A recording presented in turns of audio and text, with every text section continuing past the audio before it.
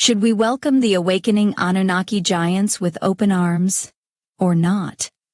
On March 11, 2024, Elena Danaan posted a comment by her Anunnaki friend Enki in which he said the following: "The team has gathered as much as we could find one another after all this time.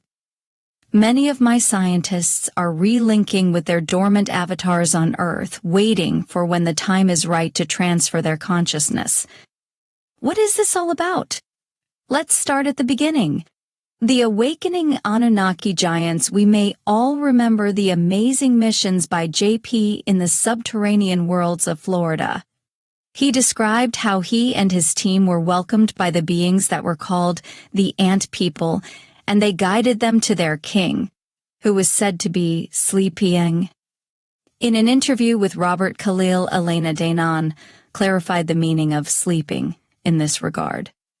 It was an empty body, a soulless avatar, that could be used as a suit again in order to be awoken and start living again.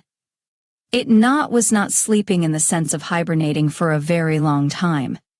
This giant was later identified by Thor Han as an Anunnaki scientist called Ningishita. He would be one of 4 Anunnaki scientists that were left behind to guard certain knowledge for humanity's sake. He added that Ningishita originally came from Atlantis. During another mission, JP talked about an Iraqi giant near Nippur he called Aruna, who would also have been a scientist from the Enki team, although he added that this one had switched sides from Enki's half-brother Enlil to Enki. He would guard the Hall of Records that link Busegi in Romania to Tibet. A Korea met during JP's mission to an Atlantic arc. He was accompanied by a group of Mexican-looking people, who were sometimes described as Mayans or Aztecs. When they recognized certain writings on the walls, they started to shout, "Akuria Mat, Akuria Mat." This probably had to do with an ancient prophecy about the return of their god, or gods, who might have been Quetzalcoatl. This expression was apparently picked up during the Galactic Spiritual Informers meeting in Orlando in October 2022. Elena described what she noticed when the audience, consisting of about 900 people, chanted Akuria Mat in unison, while Quetzalcoatl was performing a ritual.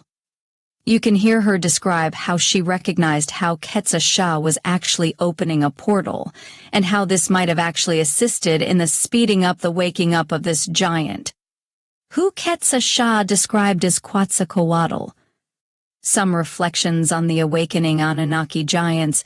I used to be in a kind of state of wonder surrounding these mythical descriptions about mysterious giants from ancient times, who have been waiting for ages, for the right time to wake up. They're being guarded by these loving ant people in these beautiful underground worlds, only added to the magic of it all. I never even questioned anything because of all this amazing mythical splendor, but I would be a lousy researcher if I didn't ask some questions about this. So, here are a few questions for you to consider.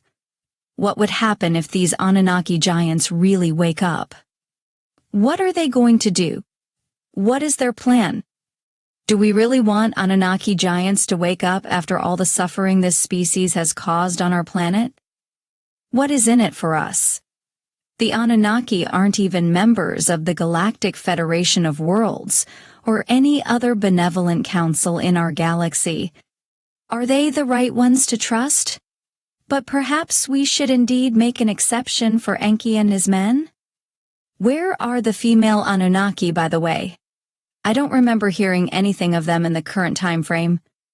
When Quetzalcoatl performed his ritual, which Elena described as if he opened a portal that seemed to speed up the awakening process of this Anunnaki giant, were the chanting participants of that conference really fully aware of what they were supporting, or did they just join in because they simply believed that it was a good thing to do? I believe in the good intentions of Quetzalcoatl, but I'm afraid that if someone with bad intentions had performed the same ritual, the crowd would have chanted along just as enthusiastically as they had done with Quetzal Shah. Some reflections on the role